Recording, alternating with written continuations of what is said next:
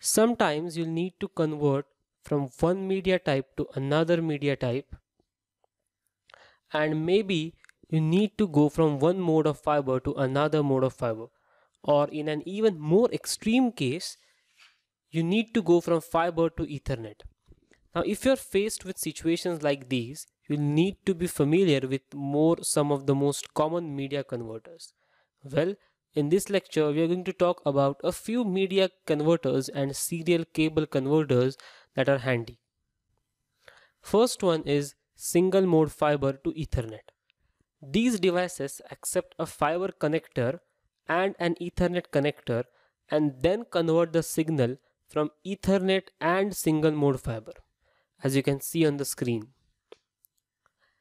The next is multi-mode fiber to Ethernet.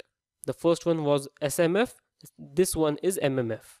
Well, these devices accept a fiber connector and an Ethernet connector and then convert the signal from Ethernet and then multi-mode fiber. The next is fiber to coaxial converter. These devices accept a fiber connector and a coaxial connector and then convert digital signals from fiber optics to coax, as you can see on the screen. Now, except for multimode fiber, all the cable varieties I've talked about so far are considered serial cable types. In network communications, serial means that one bit after another is sent out onto the wire or fiber and interpreted by a network card, that is NIC, or other type of interface on the other card. Each 1 or 0 is read separately and then combined with others to form data. This is very different from parallel communication where bits are sent in groups and have to be read together to make sense of the message they represent.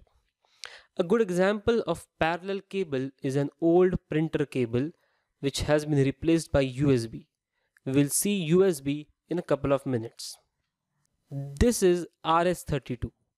RS stands for Recommended Standard 232. Well, Recommended Standard 232 was a cable standard commonly used for serial data signals connecting the DTE and the DCE, as we have seen in previous lectures, and the figure on the screen shows an example of one of the many types of RS-232 cables. These cables normally connect to a connector on the device called DB9. Well, this image is common to all. Everybody know what this stands for. Yes, you're right. Universal Serial Bus. Universal Serial Bus is now the built-in bus for most of the motherboards. You usually get a maximum of 4 external USB interfaces, but add-on adapters can take that up to as many as 16 serial interfaces. USB can actually connect a maximum of 127 external devices, and it's a much more flexible peripheral bus than either of the serial or parallel bus. We use USB to connect to printers, scanners, and nowadays even our mobile phones. When connecting USB peripherals, you have got to connect them either directly to one of the USB ports on your PC or to a USB hub that is connected to one of the USB ports. Now, hubs can be chained together to provide multiple USB connections, but even though you can connect up to 127 devices, it's really not practical to go there.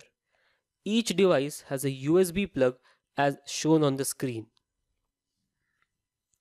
In the next lecture, we will talk about the cable properties, in which I will be covering about transmission speed, distance, and duplex mode, and then we will see the different wiring standards which are required for various certifications exams.